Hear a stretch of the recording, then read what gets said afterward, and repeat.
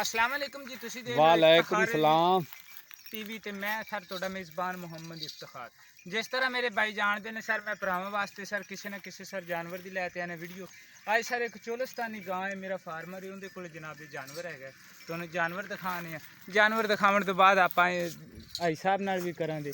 यह जनाब भाई साहब का माल है, अपने जनाब इत्थे बरसेम सी उन्दी खत्म की तो जनाब आप दा विच माल छड्डिया है। और यह जनाब एक चुलस्तानी इन्होंने को गां फिर है कि ये जनाब इन्होंने करनी है सेल। जानवर की करो तसल्ली और उस तो बाद आप भाई साहब नाल भी करने हैं। और इंशाल्लाह आप जल्द ही एक थोड़े वास्ते कोई ऐसा चैनल मेरा कदे कदे दिल करता है भी लिया जाए, क्योंकि तुहानू दस्या जाए यार ना भी जानवर बोलता क्यों नहीं, रहिंदा क्यों नहीं, जानवर नूं की खुराक देनी चाहिए है, सैलज के फायदे ने या नुकसान ने, तेल देना है नहीं देना, किवें देना है, आमला जानवर नूं की देना है, तो फंडर जानवर नूं की देना है, तो दुध किवें लेना है। वैसे जे अगर मेरे इलम दे विच ते जे अगर मैं आपका इलम शेयर करना तो मैं ये समझना भी शायद कोई इंदा थोड़ा बहुत अल्लाह ताला मैनू भी इंदा अजर देवेगा। बहरहाल ये भी आई साहब की गां की जनाब आप कर लीए तसल्ली।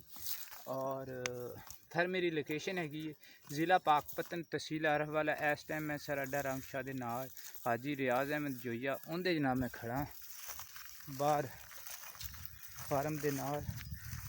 और आई साहब की गां है, आई साहब के जबानी सुनने आप किन्ना क दुध देंदी। एक टाइम चोंदे ने तो मेरा ख्याल है 2 लीटर दसी जाती सी। बहरहाल उनकी जबानी भी तुहानू सुनाने। आई साहब का माल माशाल्लाह अच्छा है और प्यारा है। आई साहब उरा आओ इत्थे मेरे कोले। ए सिंह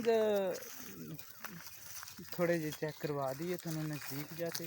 और दोनों अखां तुसी वेखो। वैसे आई साहब आंदा असील साऊ ये नहीं भी लत्तां मारे छड़ा में। आई साहब की हाल है? अस्सलाम वालेकुम जी। वालेकुम सलाम।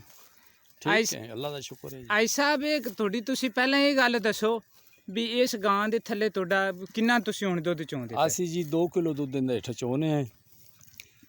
झूठा सी नहीं मारना बिल्कुल सही हाँ के यानी कि आपदा सही देने ने सही देना है, मतलब 2 किलो दुध यानी कि केड़े इत्थे व्यापारी करदे ने वो नहीं अपना तंदर व्यापारियां कर असी काम नहीं करना, हराम रोजी नहीं खानी। 2 किलो असी दुध चोने हैं इंदा। हां ते गां चंगी है साडी, चोलस्तानी क्रॉस है, असील साऊ असील साऊ है, बिना मतलब किसे थान च कोई फुहार छट्टा ये फुहारा वो? छट्टा कोई नहीं। अच्छा ते आई साहब इहदे किन्ने पैसे तुसी ले? इंदा जी असी तुहाडे कोलों 70,000 रुपया ले लांगे। 70,000 रुपये वो आई साहब एक पॉइंट तो तुहाडे तो रह गया पूछने वाला भी ये सूए किनमें हैगी? मूँह दे विचों ठीक है? मुँह बिल्कुल ठीक है, सूए तीसरे जी। अच्छा अच्छा चलो जी सर मैं उम्मीद रखा सूए सू चुकी। अच्छा 3 सूए सू चुकी। हाँ ठीक है साहब। सर मैं कोई महीने का टीका भी रखाया है सी। अच्छा हाँ ठीक। आपा देनी फंडर करते तुसी फंडर ये अगले बंदे दी किस्मत निकले या ना निकले। आह ना निकले तो आपा फंडर खरा देना करते। सही सही।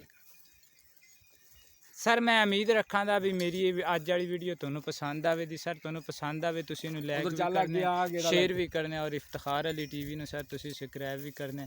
तुसी सर करो मेरे नाल राबता 0318 065 83 91। इस नंबर पर जनाब मेरे व्हाट्सएप भी चलती और ईमो भी चलती। इंशाल्लाह मिलांगे आने वाली वीडियो च। पाकिस्तान जिंदाबाद।